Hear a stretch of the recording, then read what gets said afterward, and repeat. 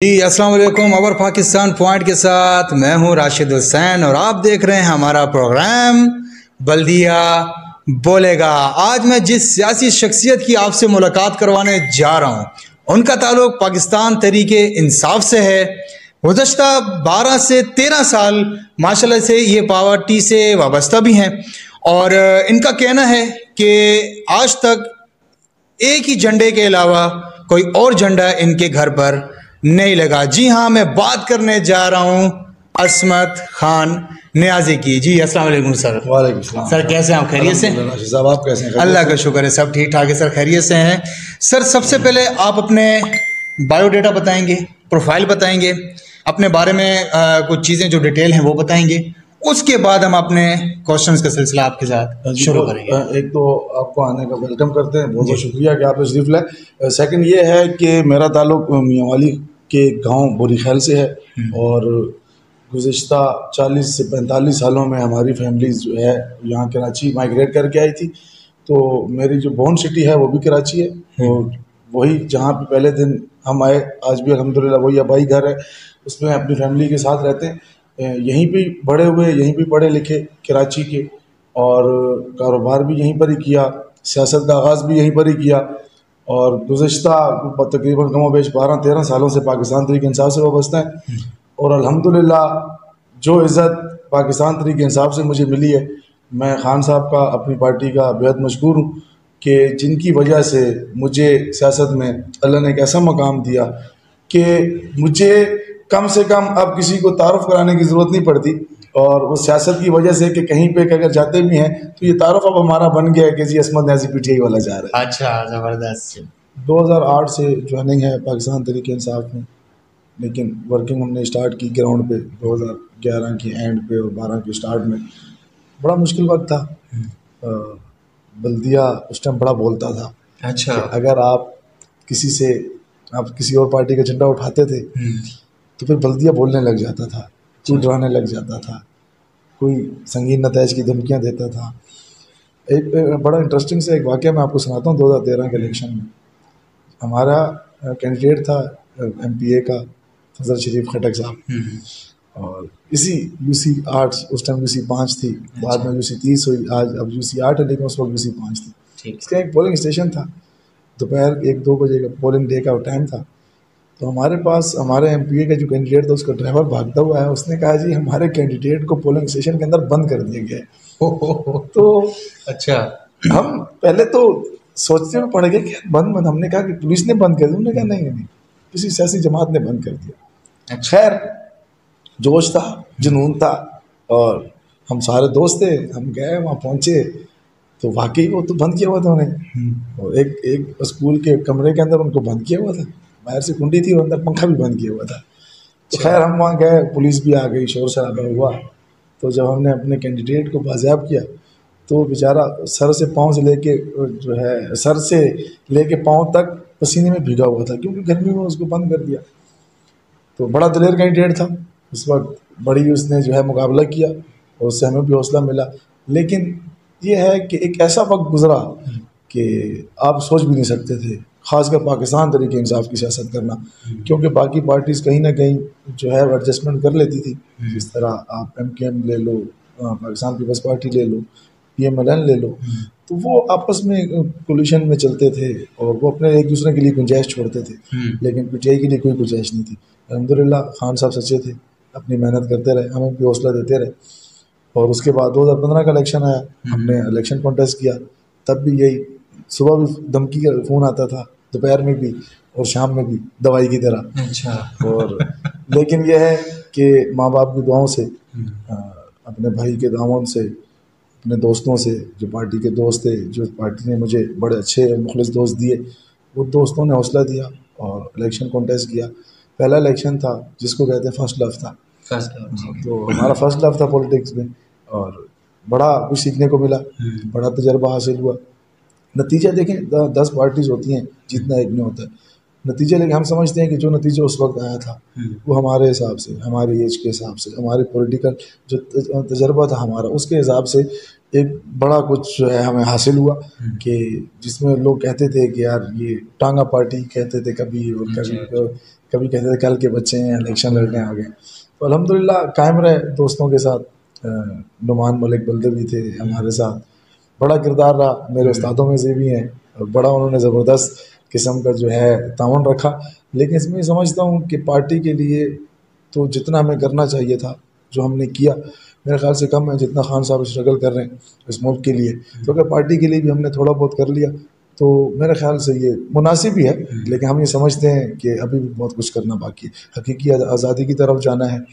और अमेरिका की ग़ुलामी जो हमारे ऊपर ग़ुलाम मुसल्लत किए गए हैं, उनसे निजात दिलाने के लिए, हकीकी आज़ादी के लिए, इनकलाब के लिए, एक इनकलाब खूनी होता है। और वर्कर्स या लोग तो ये समझते हैं कि उस तरफ मामला जा रहा है, लेकिन मैं इस चीज़ का कायल हूँ कि इनकलाब भी अगर आए तो वोट की ताकत से है। और अगर इलेक्शन हो, फ्री एंड फेयर इलेक्शन हो, जिसको अवाम चाहे वो आए, हम उसको कबूल करेंगे। और खान साहब के लिए आखिर में मैं जो है वो दुआ भी करूँगा कि अल्लाह खान साहब को अपने हिफ्ज़ ईमान में रखे। खान साहब हैं तो हमारी सियासत है, हमारा मुल्क है। क्योंकि खान साहब मुल्क, खुदा न खास्ता तो खान साहब के बाद मुल्क टूटने की या तोड़ने की बात नहीं कर रहा, लेकिन क्योंकि हम ये समझते हैं कि अगर इमरान खान जिस तरह मुल्क को चला सकते, बाकी इस तरह नहीं चला सकते। ठीक है। तो माशाल्लाह से आपका बल्दिया टाउन में एक नाम है। बल्दिया टाउन में ये कहना बिल्कुल गलत नहीं होगा कि असमत न्याजी बल्दिया टाउन के सीनियर लीडर हैं, ये कहना बिल्कुल नहीं, आप ये कह लें कि सीनियर जो वर्कर हैं वो ज़्यादा बेहतर रहेगा। अच्छा, सीनियर वर्कर, लीडर हम नहीं है। अच्छा, लीडर नहीं है, लीडर इमरान खान है। अच्छा, हम उसके फॉलोवर हैं, हम सिर्फ वर्कर हैं। अच्छा, वर्कर है, ठीक है। सर, सबसे पहला बहुत बड़ा बल्दिया का मसला वो है पानी का। गुज़श्ता 2018 के इलेक्शन में जब आपके फैसल वाडा साहब यहाँ से मुंतखब हुए, बहुत बड़ा किरदार आपका रहा। लेकिन 3 साल तक आप लोग की, 3 से 2.5 साल तक आप लोगों की हुकूमत यहाँ रही है, जो आपके फैसल वाडा साहब की है। पानी का मसला हल नहीं हुआ, सेवरेज का निज़ाम बिल्कुल तबाह बर्बाद। क्या आपके फैसल वाडा साहब यहाँ पर सिर्फ कचरे में बैठकर फ़ोटो सेशन करवाने आए थे या कोई काम भी करवाने आए थे? अच्छा, पहला सवाल आपके साथ बड़ा ज़बरदस्त आपने क्वेश्चन किया। ये क्वेश्चन हमसे होते भी रहे हैं, होते भी हैं, और आप जैसे भाई जो है अक्सर टारगेट करके ये क्वेश्चन पूछते हैं। लेकिन यहाँ पे मैं एक चीज़ वजाहत करता चलूँ कि 2018 में जब फैसल वाडा साहब यहाँ से इलेक्ट हुए, उससे पहले भी काफ़ी सारे MNAs इलेक्ट हुए। अगर मैं सिर्फ 2018 से बैकफुट पे चला जाऊं, पीछे की तरफ अगर मैं जाऊं, तो आपको भी 1 से 2 MNAs के अलावा नाम याद नहीं होंगे। ठीक है। ये तो पाकिस्तान तहरीक इंसाफ और फैसल वाडा साहब का कमाल था कि जब वो MNA बने तो लोगों को पता चला कि MNA भी होता है और उसका फलां नाम भी होता है। अगर आप 18 से आप 13 से 18 के टर्न में जाएं या 8 से 13 के आप जाएं तो आपको MNAs के नाम भी याद नहीं है। ठीक है। और दूसरी बात यह है कि जो आपने पानी का, उस एवरेज का मसले का कहा, देखें, सबसे पहले जो है इस चीज़ को समझने की ज़रूरत है कि ये मसला हुआ कैसे। ये मसला आखिर जब हुआ, एक तो ये होता है कि वजह क्या है, दूसरा इसको करना किसने है, और तीसरा इसने होना कैसे है। तो मैं ये मसला जिस वजह से पेश आया, पहले उस पर मैं बात करना ज़रूरी समझूंगा कि देखें, कोई भी जो गवर्नमेंट है, कोई भी एक अगर शहर या कोई इलाका जब आबाद हो रहा होता है तो उसकी ज़रूरत के हिसाब से वहाँ पर सेवरेज की लाइन्स बिछाई जाती हैं, उसकी पानी की लाइन्स बिछाई जाती हैं, जो कि हमारे बल्दिया टाउन की इस टाइम जो आबादी है वो कम बेश 10 लाख है। और लेकिन जहाँ जो हमारी गवर्नमेंट जो गुजरी हैं, जब ये इलाका बसरा था, उस वक्त जो वर्किंग की गई, जो अंडर ज़मीन जो काम किया गया सारा, वो किया गया 1 लाख आबादी के लिए। अच्छा। और आज आबादी बल्दिया टाउन की 10 लाख है। लेकिन उसके बाद सिर्फ सियासी नारे, सारी चीज़ें होती रही। जो आपने आइडियाज़ पे काम करना था, इन फ्यूचर को अगर देख के काम करना था, तो वो हमारी गवर्नमेंट्स ने, किसी ने भी नहीं किया, जिसकी वजह से ये मसला पेश आया। मैं आपको मिसाल दूं कि पूरी दुनिया के अंदर जो वाटर बोर्ड होता है, जो पानी की तकसीम होती है, पूरी दुनिया के अंदर पानी की मोटर को और छत की टैंकी का कोई कॉन्सेप्ट नहीं है। वहाँ पे आपको एक मीटर लगा के दिया जाता है और आप उस जितना आप पानी यूज़ करते हैं उसके हिसाब से आपको बिल पे करना पड़ता है। लेकिन हमारे यहाँ ऐसा नहीं है, क्योंकि चोरी के कनेक्शन, पानी का बेचना, 2 नंबर तरीके से कनेक्शन करना और अनाड़ी लोगों से कनेक्शन करना। अनाड़ी लफ्ज़ में इसलिए इस्तेमाल करूँ समझने के लिए कि अगर कोई भी कनेक्शन, कोई टेक्नीशियन आके अगर उसको ज्वाइंट करेगा, जो प्रॉपर इस चीज़ को समझता होगा, उसका ज्वाइंट करना और मेरे और आपका ज्वाइंट करना बड़ा फ़र्क पड़ता है। लेकिन यहाँ पे यह है कि पैसे लेके काम होता है, जो इक़्तिदार की पार्टी रही है शुरू से लेके अब तक, जो इससे पहले जो इक़्तिदार में थी, आजकल इनका कोलिशन भी है, बड़ी मोहब्बतें भी इनकी दोबारा बहाल हो गई हैं, इन दोनों ने मिलके इस शहर को, इस बल्दिया टाउन को तबाह बर्बाद किया।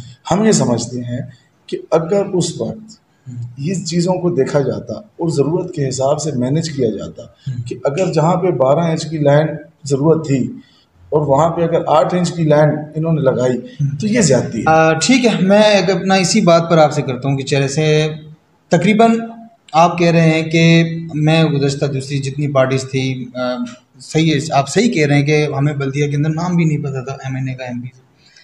आपको नहीं लगता कि ये बहुत बड़ी ज़्यादती बल्दिया टाउन के लिए की गई है कि जब एक बंदे को मुंतखब करवाया गया, आपके फैसल वाडा साहब वाटर रिसोर्सेज के मिनिस्टर भी रहे, क्या उनको टैंकर्स के ऊपर एक्शन नहीं लेना चाहिए था?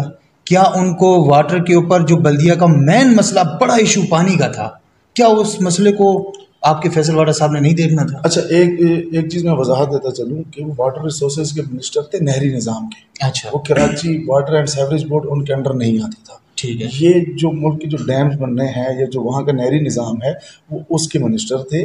Karachi water and sewerage board उनके अंडर नहीं आता था। ये मैं इसको पहले पॉइंट को क्लियर कर दूँ। ठीक है। अच्छा, सेकंड ये है कि जो आप हेड्रेन की बात कर रहे हैं या टैंकर माफिया की बात कर रहे हैं, देखिए किसी हद तक जो अगर लीगल हेड्रेंट है तो उसको तो हम कुछ नहीं कह सकते क्योंकि वो लीगल है, लेकिन जहाँ तक इलीगल भी है तो आप कहते हैं कि एक होता है असूल, एक होता है कानून, ठीक है। और एक नज़रिया ज़रूरत भी होता है। अब अगर मैं हेड्रेंट की बात करूँ या वाटर माफिया की बात करूँ या टैंकर्स की बात करूँ तो बल्दिया टाउन के कुछ एरियाज़ ऐसे हैं जिनमें पानी की लाइन नहीं है। आप बल्दिया टाउन के रहायशी हैं, मैं उन एरियाज़ का नाम ले लेता हूँ, आप बेहतर जानते हो। आप गुलशन गाजी देख लो, वो पहाड़ी देख लो, आप आबदाबाद देख लो, आप रशीदाबाद देख लो, कुछ ऐसे एरियाज़ हैं जो जिनकी जो पानी की ज़रूरत है वो टैंकर के ज़रिए पूरी होनी है। अच्छा। अगर हम प्रोटेस्ट करते हैं, देखें एज अ पॉलिटिकल पार्टी हम प्रोटेस्ट कर सकते हैं, हमारे पास यही इख्तियार है कि हम एक 100 के पास जाकर एहतजाज कर लें।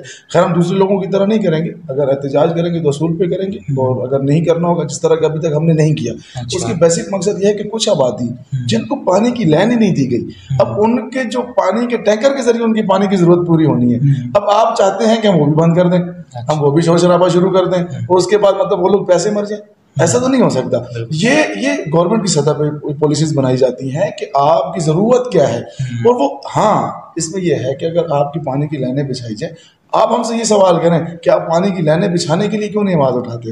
आप हमसे ये सवाल करें कि आप इस बात पे क्यों आवाज़ नहीं उठाते कि पानी की तकसीम जो है मुनसिफाना होनी चाहिए? आप इस बात पे हमसे सवाल करें कि जब चोरी के कनेक्शन हो रहे होते हैं क्या हम सारे सोए होते हैं?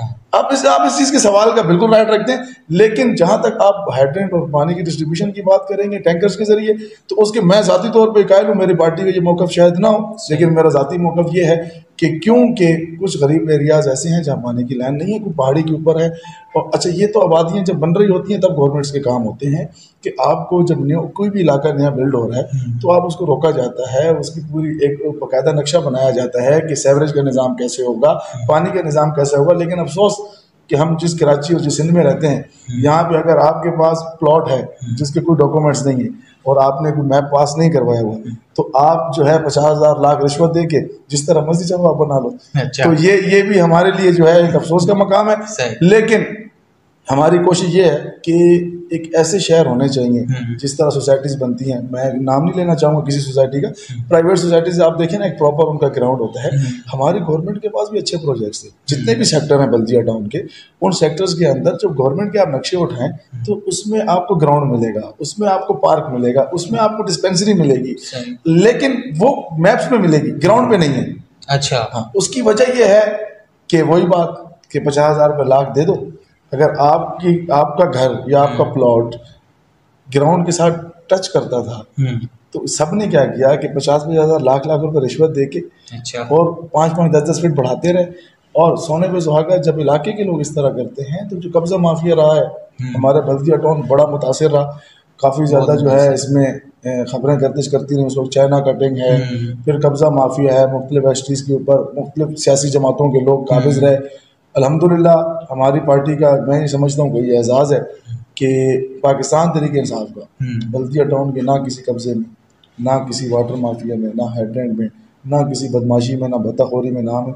अल्हम्दुलिल्लाह पाकिस्तान तरीके इंसाफ इस मामले में और हमारी पार्टी का ये असूल है और हमारे वर्कर्स जितने भी हैं और हम समेत कि अगर हम भी गलत करते हैं तो हमारे वर्कर्स पार्टी के अंदर आवाज़ उठाते हैं। हमारी पार्टी के अंदर सोशल मीडिया पे अक्सर ये गर्दिश रहती है, बिल्कुल मैं आपके पास आऊँगा, इस क्वेश्चन के बारे में आऊँगा। बिल्कुल असमत भाई, मैं बहुत अच्छी बात की। इससे पहले मैं एक छोटा सा क्वेश्चन आपसे करूँगा कि आपके UC8 से सरफराज अहमद साहब और हसनैन अली जो है एडवोकेट साहब जो हैं वो यहाँ से आपके इलेक्ट हो रहे हैं, जो आपको यानी इलेक्शंस के लिए लड़ रहे हैं। आपके हसनैन एडवोकेट साहब के ऊपर भी इल्ज़ामात थे कि उन्होंने नहीं मैं आपसे मैं क्वेश्चन कर लूँ उसके बाद आकर उनके ऊपर भी ये इल्ज़ामात लगे कि काफ़ी हद तक वो बल्दिया का जो बजट था वो या तो खा गए या तो अपने पास रख लिया, कोई ऐसी अफवाहें गर्दिश करने लगी थी। इसके बारे में अच्छा, उसके बाद फिर आप जब ये चीज़ें अगर क्लियर हैं या नहीं हैं, उसके बावजूद भी आप इन दो जो शख्स हैं सरफराज साहब और हसनैन साहब, इनको आप पूरी बैक पर बैक सपोर्ट दे रहे हैं। क्या लगता है कि अगर आपकी जो पार्टी के मेंबर्स इनको अगर वोट दें और अगर उनके पास ये अल्फाज आ रहे हैं लोगों तक, क्या आपकी पार्टी के लोगों को वोट पड़ेगा? अच्छा, मैं पहले ज़रा वाज़ेह करता चलूँ कि मैं बैक सपोर्ट नहीं दे रहा, मैं फ्रंट सपोर्ट दे रहा हूँ। फ्रंट सपोर्ट दे रहा हूँ अल्हम्दुलिल्लाह कि हमारे जो तहरीकी साथी हैं इनका जो देखें इल्ज़ाम, अगर आप इल्ज़ाम की बात करें ना तो मुख्तलिफ सियासी पार्टीज़ के लोग इल्ज़ाम लगाते हैं। ठीक है। अच्छा, अपनी पार्टी के अंदर भी हर पार्टी के अंदर लॉबिंग होती है और मैं आप इस चीज़ को मैं आपको बताता चलूँ कि ये जो बेसिकली जो इल्ज़ाम है ना, ये सिर्फ इल्ज़ाम है। अच्छा। कोई भी ऐसा शख्स, मैं अगर सवाल तो ये बनता है कि फैक्ट्स एंड फिगर पे बात होनी चाहिए कि जी आपके पास अगर 15 करोड़ का फंड आया जी, तो उस 15 करोड़ के फंड, ये पैसे नहीं आते, मैं ज़रा जी वजाहत करता चलूँ। ठीक है। कि ये आपके अकाउंट में पैसे नहीं आते, आपके अकाउंट में एक आपको जो है एक पेपर मिलता है कि जी आपका इतना फंड अप्रूव हुआ है जिसमें आप इतनी जो है पेवर कर सकते हैं, इतना आप रोड बना सकते हैं, इतनी आप पानी की लाइनें डाल सकते हैं। उसके हिसाब से जो ज़ाती तौर पे एक मैं यहाँ पंजाबी की मिसाल सुनाना चाहूँगा कि कसम खाओ जी दी ना पुत्र दी ना दीदी। कि इंसान को कसम खानी चाहिए अपनी, ना बेटे की ना बेटी की खानी चाहिए। लेकिन जहाँ तक जो हमने इंक्वायरी की पार्टी के अंदर रह के, हमारे इंक्वायरी बोर्ड भी बना इसके ऊपर और पूरी इंक्वायरी की जिसमें अल्हम्दुलिल्लाह अब तक तो ऐसी कोई चीज़ सामने नहीं आई। फिर भी देखें इंसान जो है ख़ताओं का पुतला है। मैं ये चाहूँगा कि अगर किसी के पास कोई रिकॉर्ड है, अच्छा, अगर किसी के पास कोई रिकॉर्ड है या कोई सबूत है तो इंशाल्लाह असमत न्याजी को सबसे पहले मुखालिफ पाओगे। अच्छा। कि अगर कोई शख्स शामिल होगा तो असमत न्याजी जिस तरह अगर फ्रंट पे आके सपोर्ट करता है तो फ्रंट पे आके इंशाल्लाह रोक भी सकता है। अच्छा ठीक है असमत भाई, इसी बेस के ऊपर एक और सवाल आपसे कि अक्सर आपको देखा गया है कि आप जिनके साथ मुखलिस होते हैं वही लोग आपके साथ कोई ना कोई मसले मसाइल पैदा कर देते हैं। मैं सॉरी टू से थोड़ा सा हार्डली वर्ड यूज़ नहीं करूँगा, आप समझ सकते हैं, ठीक है। लेकिन जब इतना सब कुछ होने के बाद भी दिन को असमत न्याजी मुखालिफ होता है और रात को असमत न्याजी जो है वो उनके साथ बैठकर हर चीज़ क्लियर भी कर रहा होता है और गपशप भी सीधे गपशप भी लगा रहा होता है, तो असमत न्याजी ऐसा क्यों करता है? अच्छा, सबसे पहले मैं ये क्लियर कर दूं कि ऐसा नहीं है। देखिए मेरी ज़ाती मुखालफत किसी के साथ भी नहीं है। हम पॉलिटिक्स में दुश्मनियाँ करने नहीं है, ठीक है। हम पॉलिटिक्स में अपनी ज़ाती मफादात के लिए नहीं है। इख्तलाफात अगर होते भी हैं तो नज़रियाती इख्तलाफात है। अगर कहीं नज़रिया टकराता है किसी के साथ, अगर आपकी नहीं बनती, इसका ये मतलब नहीं कि हम सलाम दुआ छोड़ दें। तो आपको नहीं लगता कि ये चीज़ सोशल मीडिया के लिए प्लेटफॉर्म ये सही नहीं है? नहीं कुछ, लेकिन आप यानी कि आपको ज़्यादातर देखा गया है कि बिल्कुल फ्रंट, आप जो आप कह रहे हैं कि चले बैक पर नहीं, आप फ्रंट के ऊपर आकर खेलते हैं, तो डायरेक्टली ये चीज़ें फेसबुक के ऊपर इम्प्लीमेंट कर देना नहीं, मेरा ख्याल से आपकी पार्टी के लिए नुकसान नहीं है। बिल्कुल आपकी बात काफ़ी हद तक ठीक है और इस तरह नहीं होना चाहिए। लेकिन अक्सर अगर आप इस चीज़ को देखें ना कि इंसान के पास क्या करना चाहिए, इंसान को बहुत सारे पॉइंट्स होते हैं। जिस तरह पार्टी के अंदर रह के या तो ये होना चाहिए कि असमत न्याजी को अपने 20-50 लोग लेके अपने मरकज़ चला जाए और वहाँ शोर शराबा शुरू कर दे, जो कि मुनासिब नहीं है। या असमत न्याजी किसी शख्स से इख्तलाफ है तो उसके घर पे चला जाए, ये भी तो मुनासिब नहीं है। मुझे इख्तियार नहीं है कि किसी के घर पे जाने का। इसी तरह एक आखिर में आके हमारे पास एक सोशल मीडिया का प्लेटफॉर्म बचता है और पाकिस्तान तहरीक इंसाफ के सोशल मीडिया पे आप सबको पता है कि एक बहुत बड़ी जमात है और हमारे जितने भी दोस्त हैं या फॉलोवर्स हैं या हमारे पार्टी के लोग हैं, अगर हम उनको डायरेक्ट कॉल के या मीटिंग के जरिए अगर मैसेज कन्वे करना चाहें तो वो बड़ा स्लो होता है, लेकिन अगर हम उनको फास्ट अपना मैसेज कन्वे करना चाहें तो वो सोशल मीडिया का एक बेहतरीन जो है हमारे पास प्लेटफॉर्म है कि वो उस पर हमें रिस्पॉन्स भी मिलता है और उसमें जो है हमारी बात भी बड़ी टाइमली जो है वो लोगों तक पहुंच जाती है। ठीक है तो उसको मैं बिल्कुल आपकी इस बात से एग्री करूंगा। कहीं ना कहीं पार्टी को लॉस होता है जो कि नहीं होना चाहिए, लेकिन जब आपके पास कोई और ऑप्शन ना हो तो फिर आप हमेशा उस ऑप्शन पे जाते हैं कि जिससे कम नुकसान हो। अगर मैं सोशल मीडिया का प्लेटफॉर्म इस्तेमाल ना करूं और उसके बाद अगर जो बाकी ऑप्शन मैंने कहे कि मैं जुत्था लेके कहीं पहुंच जाऊं या किसी के घर पे जाऊं, तो मेरे ख्याल से वो सोशल मीडिया वाली बात जो है वो ज़्यादा मुनासिब रहेगी बाकी कामों से। ठीक है, सोशल मीडिया से रिलेटेड ही एक बात करता हूँ आपसे। आपकी एक पोस्ट बड़ी गर्दिश कर रही है, क्या असमत न्याजी ने पीटीआई से इस्तीफा दे दिया? ना ना ना ना ना, ऐसा बिल्कुल भी नहीं है। असमत न्याजी पाकिस्तान तहरीक इंसाफ में आया था इमरान खान के नज़रिए पे। अच्छा। असमत न्याजी को अगर ज़रूरत पड़ी कभी और ऐसा महसूस हुआ तो असमत न्याजी पीटीआई छोड़ेगा इमरान खान की वजह से। अच्छा। अगर इमरान खान अपने नज़रिए से हटेगा तो असमत न्याजी हटेगा। असमत न्याजी और इमरान खान, जब तक मैं ये समझता हूँ कि मैं थोड़ी सी इस बात को मैं कंटिन्यू करूँ, इससे पहले मैं वजाहत करता चलूँ कि मेरा फैमिली बैकग्राउंड कोई पॉलिटिकल नहीं है। अच्छा। मेरे वाले साहब कोई सियासत से लेना देना उनका नहीं है। मेरे भाई हैं, कज़न्स हैं, मेरे बड़े भाई, मैं उनका नाम ज़रूर समझूंगा, उनके बड़े एहसान है मुझ पर। और नजीबुल्ला खान नहरी साहब, वो सियासत में मुझे बड़ी सपोर्ट भी करते हैं। मेरे वालिद के बाद वो और मेरे वालिद दोनों मुझे सपोर्ट करते हैं। तो यहाँ पे ये है कि मेरा फैमिली बैकग्राउंड नहीं है पॉलिटिकल। हमारा नज़रिया इमरान खान से स्टार्ट होता है, इमरान खान पे ख़त्म होता है। हम समझते हैं अल्हम्दुलिल्लाह कि खान साहब जिस तरह पहले दिन से खड़े थे और तो हमारा इंतखाब जो था वो गलत नहीं है, अल्हम्दुलिल्लाह हम बड़े मुतमईन हैं। और ऐसे ही अगर जो आपने, मैं आपकी बात पे आता हूँ कि इस्तीफ़ा देने की जो आपने बात की, आपका जो सवाल ही नहीं, वो एक अलग हमारा एक मैटर चल रहा है कि मुझे जो है वो पाकिस्तान तरीके से बल्दिया डाउन का ओहदा था मेरे पास, तो वो हमारा पार्टी का इंटीरियर मामला है। वो काफ़ी ज़्यादा कुछ जो है आपको मिसकम्युनिकेशन कहीं से हो जाती है तो आपको इस तरह लगता है, तो वो उसमें काफ़ी सारी गुंजाइशें हैं। वो हमारा पार्टी का अंदरूनी मामला है। तो मैं ये समझता हूँ कि वो ये बात से रिक्वेस्ट है। अच्छा, आप कह रहे हैं अंदरूनी बात, तो ये बात आपको लगता है कि सोशल मीडिया के ऊपर आपने करनी चाहिए? मैंने आपको पहले कहा कि जो मैसेज कन्वे होता है वो थ्रू सोशल मीडिया ज़रा अच्छा हो जाता है। लेकिन सर ज़्यादातर लोगों का तो फिर मानना यही है कि कहीं आपका इस्तीफा भी तो अल्ताफ हुसैन की तरह नहीं कि जब देने के बाद दोबारा 1 मिनट के बाद ले लिया जाए वापस। आपको मैं ज़रा क्लियर कर दूं, मैं पहले बताना नहीं चाहता था, मैं अपना इस्तीफा जमा करवा चुका हूँ। अच्छा, करवा चुके हैं? उसकी कोई कॉपी वगैरह मैं बिल्कुल वो आपको प्रोवाइड करेंगे। मैं चैनल ये है कि मैं समझता हूँ कि अगर पार्टी पहले अप्रूव कर ले तो वो ज़्यादा ज़रूरी है। उस पर हमारी बातचीत चल रही है, पार्टी की तरफ से मुझे रोका गया फ़िलहाल। उन्होंने क्या ये कहा कि जो मेरे तहफ़्फ़ुज़ात थे उन्होंने इस पर इंक्वायरी कर रहे हैं। वो कह रहे हैं अगर आपकी बात ठीक होगी तो बिल्कुल मानी जाएगी, अगर कहीं पे मैं गलत हूँगा तो बिल्कुल मेरा इस्तीफा कबूल। तो आपने इससे रिलेटेड कोई भी आपने अपनी पार्टी तक ये बात नहीं पहुँचाई? जब ये नोटिफिकेशन तकरीबन सर मुझे 3 से 4 साल हो गए इस बल्दिया के अंदर, मैं सिर्फ और सिर्फ सोशल मीडिया पर जो देख रहा हूँ, आज उसको ओहदा मिल गया, आज उसने ड्रॉप कर दिया, आज उसने ओहदा ले लिया, आज उसने ड्रॉप कर लिया। क्या पीटीआई के अंदर सिर्फ और सिर्फ ओहदों की सिर्फ बंदर पार्टी चलती रहेगी या कोई काम भी करवाएगी? नहीं, ऐसा हरगिज़ नहीं है, ऐसा हरगिज़ नहीं है। देखिए, जहाँ लोग ज़्यादा होते हैं ना तो वहाँ इस तरह के मामला होते हैं। 3 साल से सर ये देख रहा हूँ, आज तक कोई एक काम मुझे बता दें। मेरा दावा तो लफ्ज़ बुरा है, मैं दावा तो नहीं, लेकिन आप उसमें कोई बेहतर लफ्ज़ खुद ही चुन लीजिएगा। मैं यही कहना चाह रहा हूँ कि जितने party worker, political worker Pakistan Tehreek Insaf Baldia Town के पास है, मेरा ये चैलेंज है, किसी और पार्टी के पास नहीं है। अच्छा, तो जितने एक्टिव वर्कर, तो जहाँ पे इतना रश होता है, जब आप घर में आप इकलौते हैं तो आपको बड़ा मज़ा भी आता है घर पे रहने का, आप बादशाहों की तरह रहते हैं।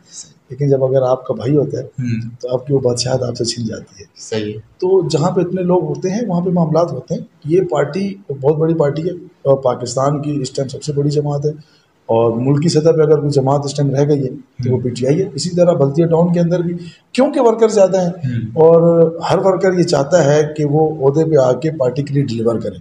हर किसी के पास अपना प्लान होता है, तो अपने प्लान के हिसाब से तो वो ठीक सोच रहे होते हैं, लेकिन पार्टी बेहतर समझती है। पार्टी के जो लोग हैं, और हम तो ये समझते हैं कि पार्टी का फैसला सुप्रीम होता है, अपनी आवाज़ उठानी चाहिए। और हमारी पार्टी में अल्हम्दुलिल्लाह जमहूरियत है, आवाज़ उठाने का राइट है हमारे पास। हमें डिटेशन नहीं मिलती, हम आवाज़ उठाते हैं। अगर हमें कुछ चीज़ समझ में नहीं आती तो हम उस पर बिल्कुल हम हक भी रखते हैं। और हमारा, मैं आपके तवज्जुह से तमाम वर्कर्स को ये पैगाम भी देना चाहूँगा कि जो ये प्रोग्राम सुनेंगे कि जब भी अगर आपको गलत लगे तो पाकिस्तान तरीके इंसाफ एक वाहिद पार्टी है कि आप खुले दिल से आप अपनी आवाज़ उठा सकते हैं, आपको कोई नहीं रोक सकता। आप अपनी आवाज़ उठाएं। और खान साहब के अक्सर कुछ ऐसे मामलात रहे हैं कि खान साहब ने सोशल मीडिया के ज़रिए वर्कर्स की आवाज़ को सुना और अपने फैसले भी तब्दील किए। तो असमत भाई, मैं इसी से बल्दिया से रिलेटेड ही आपसे एक बात करता हूँ। आपने जगह जगह पर देखा होगा सेवरेज का निज़ाम तबाह। आपके अपने UC8 के अंदर एक रास्ता है जो या तो बनाना नहीं चाह रहे या करना नहीं चाह रहे। वो मोबाइल मार्केट वाला पूरा एक आप एक रोड देख रहे हैं कि अपने वहाँ के कोई और मुंतखब भी हैं वहाँ से कुछ अपना वाइस चेयरमैन के लिए भी, लेकिन वो रास्ता आपके UC8 के अंदर, आप तो UC8 को ऑन भी करते हैं, नहीं बन रहा। दूसरे आपने जगह जगह देखा होगा बल्दिया का असल बेड़ा गर्क करने वाले लोग कौन है आपकी नज़र में? क्लियर कट के मैसेज आपकी तरफ से। पाकिस्तान पीपल्स पार्टी, मैं उनको जिम्मेदार समझता हूँ। और जो जिस रोड की आप बात कर रहे हैं, ये सवाल अगर आप, मेरे ख्याल से कभी आप, मेरी तरफ से एक सवाल है, अगर आप कभी उनसे इंटरव्यू करें पाकिस्तान पीपल्स पार्टी के किसी भी दोस्त से, तो ये ज़रूर उनसे सवाल कीजिएगा कि आपका नारा है कि बाख्तियार है, उनका नारा है कि हम बाख्तियार हैं, कोई जीते या ना जीते, हम जीते या ना जीते, इख्तियारात तो हमारे पास है। तो मैं उनको ये पैगाम भी देना चाहूँगा कि इसका मतलब है कि आप काम नहीं करना चाहते, क्योंकि आपका तो दावा है कि हम बाख्तियार हैं। जब आपके पास इख्तियार भी है उसके बाद भी आप काम नहीं कर रहे, तो या तो आप नाअहल हैं, ठीक, या फिर आप बहुत बड़े चोर हैं। अभी भी मैं यहाँ पे एक करूँगा कि कुछ हमारे तक खबरें पहुँची कि 7 करोड़ 9 करोड़ का बजट पास हो गया UC8 के लिए, सारा कुछ हो गया, लेकिन मैं UC9 के अंदर कुछ काम हुआ, मैं उसको बिल्कुल ऑन करता हूँ। अगर किसी ने बेहतर काम किया तो करना चाहिए, लेकिन UC8 के अंदर मेरे ख्याल से जो इलेक्शन कैंपेन में खर्चा हुआ उस पर वसूलियाँ चल रही हैं। अच्छा, वसूलियाँ चल रही है, ठीक है असमत भाई।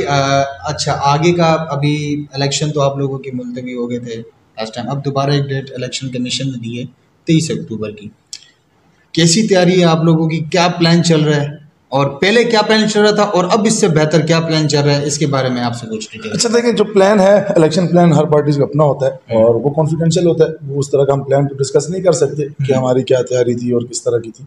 लेकिन इसमें यह है कि हमारी तो तैयारी अल्हम्दुलिल्लाह इतनी है कि अगर आज रात 12 बजे अनाउंस होता है कि सुबह इलेक्शन है तो हम तैयार हैं। हम तो ये कहते हैं कि मैदान है, घोड़े भी हैं, आओ दौड़ाते हैं, छुपो नहीं।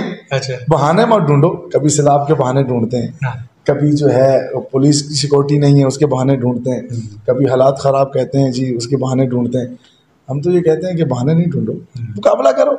सियासत में मुकाबले होते हैं, ग्राउंड में होते हैं, और सियासी मुकाबले होते हैं, और ज़ाती मुकाबला हमारा किसी के साथ भी नहीं। हमारे सारे भाई हैं, गमी खुशियाँ हमारे एक मोहल्ला, एक इलाका, एक टाउन, एक कराची है। हमारी गमी खुशियाँ सबकी एक जैसी हैं और हमारा एक इज़्ज़त एहतराम का रिश्ता हमेशा रहेगा सबके साथ।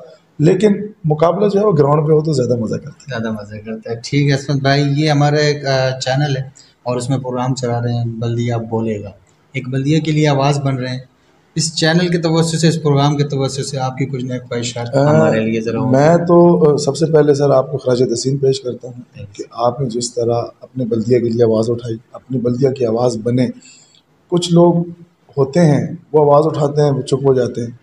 शायद मैं नहीं समझता हूँ, हो सकता है मेरी बात बुरी भी हो, कि कहीं से इशारा आता है तो खड़े होते हैं, कहीं से इशारा आता है तो बैठ जाते हैं।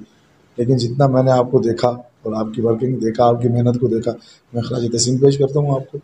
आपकी मेहनत जिस तरह आप कर रहे हो, इंशाल्लाह बल्दिया ज़रूर बोलेगा। एक वक्त आएगा कि सिर्फ राशिद हुसैन नहीं बोलेगा, इंशाल्लाह बल्दिया बोलेगा। बहुत बहुत शुक्रिया, बहुत बहुत शुक्रिया। ये थे हमारे साथ असमत खान नियाज़ी। बहुत अच्छी बातें रही इनके साथ और काफ़ी अच्छी डिटेल में बातें की। अपने कुछ तहफ़्फ़ुज़ात भी थे और अपनी कुछ सिलसिले भी थे, उन्होंने डिस्कस किए। इंशाल्लाह ताला सिलसिला इंटरव्यूज़ का चलता रहेगा। ये भी एक इंटरव्यू है, इंशाल्लाह ताला आगे और भी ज़बरदस्त इंटरव्यूज़ होंगे और इंशाल्लाह ताला देखते हैं कि आगे 23 अक्टूबर को इलेक्शन होने जा रहे हैं, पार्टीज़ के लिए क्या होगा। आप लोग सब अपना बहुत ज़्यादा ख्याल रखना, मुझे दुआ में याद रखना। आपकी दुआओं का तलबगार राशिद हुसैन।